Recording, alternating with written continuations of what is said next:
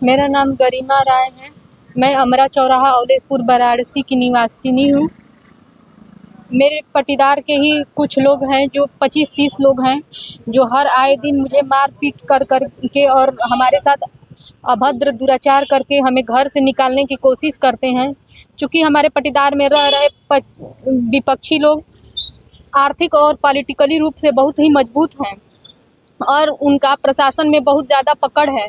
वो उनका भारतीय जनता पार्टी में बहुत अधिक पकड़ होने के कारण मेरे थाने में कोई सुनवाई नहीं होती है। विगत 31 अगस्त और 30 अगस्त की जो घटना हुई, जिसके रिस्पेक्ट में मैंने चौकी इंचार्ज को एप्लीकेशन दिया था और जब मैं एप्लीकेशन लेकर के चौकी इंचार्ज के पास जाती हूँ, उसी समय हमारे विपक्षी भी हमारे साथ मुझे मारपीट करके और हमारे साथ गलत व्यवहार करके हमारा फ़ोन छीन करके और ले जाके चौकी इंचार्ज को देते हैं, जिस पर चौकी इंचार्ज मौन रहते हैं। उल्टा हमें ही डांटते हैं और कहते हैं तुम्हारा फ़ोन मिल गया ना, अब चैन से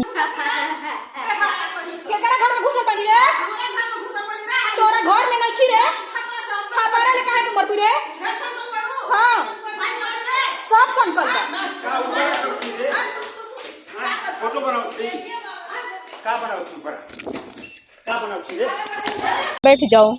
और हमारा फ़ोन छीनने के बाद 31 अगस्त को ही हमें घसीट करके और मारपीट करके हमारे साथ दुर्व्यवहार करके जिसका सीसीटीवी फुटेज हमारे मोबाइल में भी है, हमारे कैमरे में भी रिकॉर्ड है। एक बात बताइए कि ये किस थाने का मामला है? ये रोहनिया थाने का मामला है, जिस पर उसके बाद मैं बहुत कई लोगों से कहती हूँ, सुनती हूँ, उसका वीडियो भेजती हूँ, जिस पर से हमारा FIR लिखने के लिए तैयार हो जाते हैं, लेकिन हमारे साथ जो घटना हुई रहती है उस पर FIR नहीं लिखा जाता है और हमारे साधारण मारपीट बना करके उस पर FIR लिख दिया जाता है।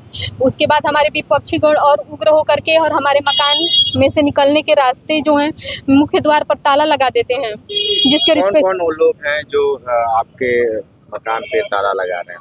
वो सब 3-4 पट्टीदार हैं हम लोग, जिसमें से एक हम लोग हैं। वो हमारे ससुर भी अकेले हैं, हमारे पति भी अकेले हैं। हमारे ससुर के पापा 2 भाई थे, उनके बाबा 2 भाई थे। ऐसे करके हम लोग 4 पट्टीदार हुए हैं और वे सभी 3 लोग एक साथ मिल करके। क्या नाम है लोगों का?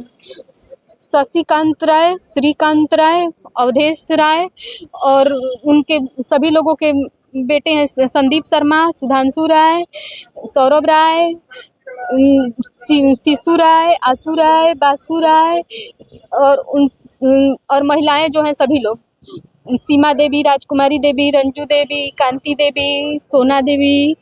और ये बताइए कि यहाँ पे पुलिस कमिश्नर से मिलने आई थी, क्या यहाँ के अधिकारियों ने कहा?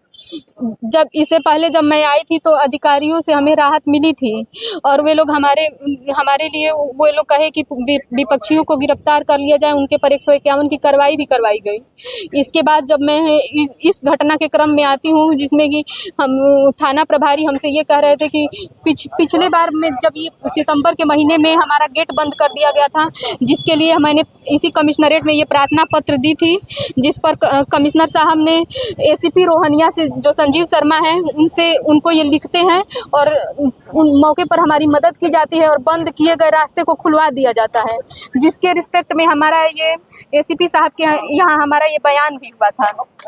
बयान हमारा ये हुआ था और ये उसमें लिखवाया गया था कि हम उनका भी बयान हुआ था जिसमें वो लिख के आए थे कि हम रास्ते को बंद नहीं करेंगे। इसके बाद भी हर आए दिन जिसका CCTV फुटेज हमारे मोबाइल में। ये बताइए कि मूल समस्या क्या है, किस चीज के लिए ये विवाद बढ़ रहा है? विवाद इसलिए बढ़ रहा है कि तीनों पक्ष के लोग हमारे ससुर के पैरालिसिस हो जाने के बाद और हमारे हस्बैंड के दूर चले जाने के बाद इन तीनों पक्षों का ये मनसा रहता है कि इसको मार पीट करके इसको दुर्व्यवहार जलील करके इतना परेशान कर दिया जाए जिससे इसके घर छोड़ के चली जाए और मकान पर हमारा कब्जा हो जाए। पुलिस के सामने भी वो हमेशा जाके यही कहते रहते हैं कि मकान हमने बनाया है, जबकि ये सही नहीं है। मकान हमारे ससुर के कमाई से बना है और वे लोग हमारे मकान को हड़पने की कोशिश करते हैं, जिसमें प्रशासन भी उनका साथ देती है और हमें कमजोर पाकर ये कहती है तुम मकान छोड़ दो और हम तुम्हें घुसने नहीं देते। इस तरह की बात से हम काफ़ी डरे हुए हैं, इसलिए हम आप मीडिया के समक्ष आ करके ये बयान दे रहे हैं जिससे हमारी मदद मिल सके और आप लोगों पे हमें विश्वास है जिससे कि हमारी मदद आप लोग भी करें। तो आपके पूरे परिवार के साथ कौन कौन वो लोग हैं जो इस तरीके के व्यवहार कर रहे हैं? अरे का नाम है तो ऊपर लड़का लेके खिलावत रहली है। पहले ऊपर जाके इनको छोटा धोके आई, हम तो घर में रहली। जब इनका चिल्लाए सुनली तो दौड़ल गई, तो ऊपर ही सीढ़ी पर लेके दूसरी सीढ़ी पर लेके आए रहे छोटा धके इस तरह घिसरावत का, कहीं वीडियो में होबे करे। हाँ उहे न बात बा, घर में अजे कमैले बहुत चुप लगौले।